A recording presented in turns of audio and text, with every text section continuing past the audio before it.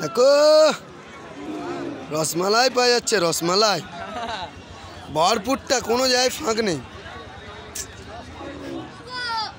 পাঁচকুড়ায় পাওয়া যাচ্ছে রসমালাই, পাঁচকুড়ায় ভরপুরটা, সামনে পেছন পুরো ভরপুরটা আছে।